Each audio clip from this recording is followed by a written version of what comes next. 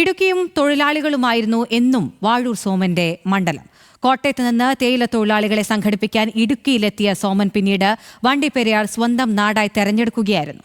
അപ്പോഴും ജന്മനാടായ വാഴൂരിനോടുള്ള സ്നേഹം സ്വന്തം പേരിനൊപ്പം കൊണ്ടുനടന്നു.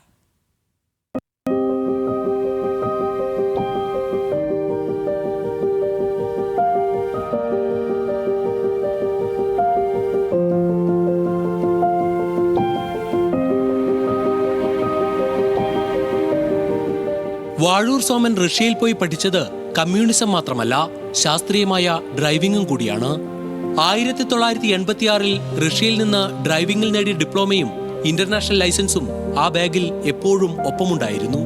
വാഴൂരിൽ നിന്ന് 25-ാം വയസ്സിൽ ഇടുക്കിയിലെത്തിയ സോമൻ മലനിരകൾ താണ്ടാൻ ഒപ്പം കൂട്ടിയതാണ് ജീപ്പിനെ.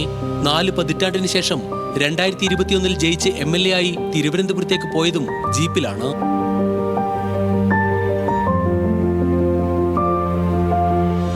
ജനനം 1952 സെപ്റ്റംബർ 14 കോട്ടയം വാഴൂരിൽ.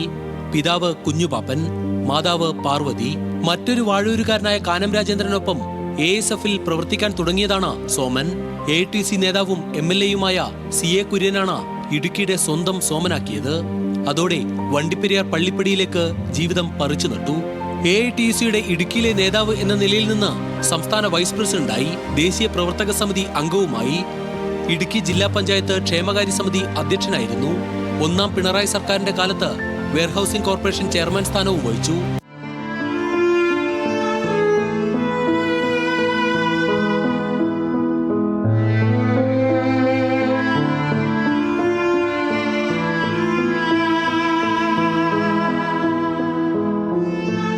പതിനഞ്ച് വർഷം ES ബിജിമോൾ MLA ആയിരുന്ന പീരുമേട് 2021 CPIക്ക് വേണ്ടി നിലനിർത്താനുള്ള ദൗത്യമായിരുന്നു വാഴൂർ സോമന്.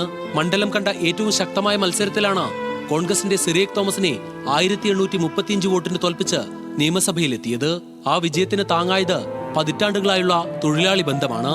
പീരുമേട്ടിലെയും ദേവികുളത്തെയും ഭൂരിപക്ഷം വോട്ടർമാരെയും പേരെടുത്ത് വിളിക്കാൻ മാത്രമുള്ള അടുപ്പമായിരുന്നു സോമൻ ഉണ്ടായിരുന്നത്. ഇടുക്കിയിൽ തോട്ടം തൊഴിലാളികളെ സംഘടിപ്പിക്കാൻ എത്തിയവരിൽ നിന്ന് വളർന്നുവന്ന കരുത്തനായ നേതാവാണ് വിടവാങ്ങുന്നത്.